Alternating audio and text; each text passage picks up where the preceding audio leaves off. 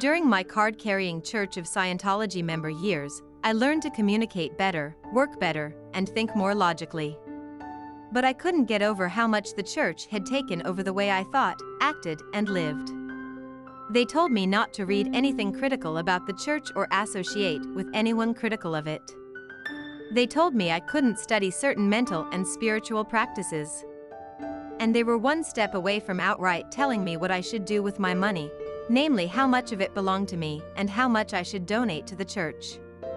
Make no mistake, when you are a Scientologist, you have to do what the church tells you to, or you risk not being able to go up the bridge, the route to spiritual freedom.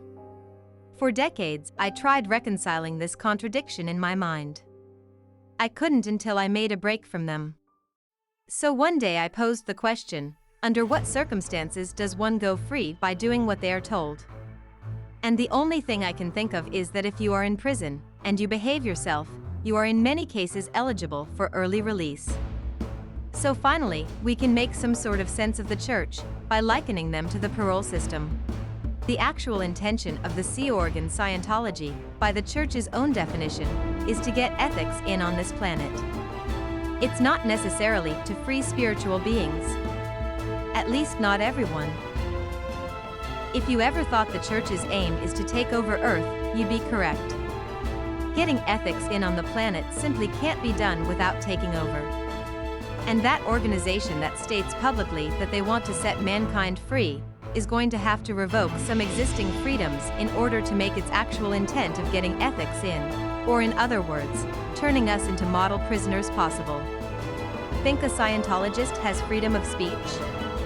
Americans under the Constitution do, but Scientologists under the church don't. As mentioned, you can't be critical of the church or talk to anyone who is. Think a Scientologist has freedom of religion? Sure, as long as it's a religion or spiritual practice the Church of Scientology is okay with. Just as long as it's a religion that doesn't oppose Scientology or it's not some practice that builds on it. Do Scientologists have financial freedom? As long as they have the backbone to say no to registrars that tell them their spiritual freedom is more important than their financial security, then I'm sure it's possible. But most I knew were up to their eyeballs in debt. And let's not forget all the many policies one must follow as a church member. This isn't freedom, people. This is control. There is no extensive moral code in TROM. There are 4 main points covered in the original manual in the chapter entitled The Code of an Ethical Being. That's it. Compare that to the many policies the church has. TROM emphasizes the idea that the more spiritually free one is, the more ethical the person becomes. Scientology works on your ethics to make you spiritually free. And there is an element of each idea in the other's philosophy. In Scientology, you either write down your sins or you confess them to an auditor. In TROM, you only confess to yourself. Big difference there.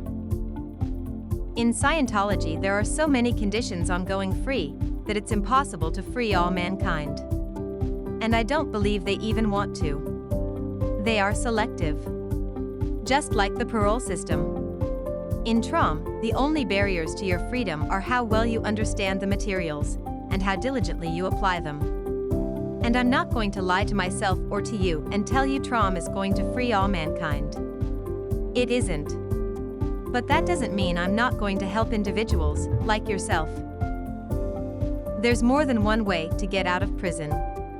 You can do your time, you can get out early for good behavior, or you can make a jailbreak. I'll be waiting outside with the escape car when you're ready.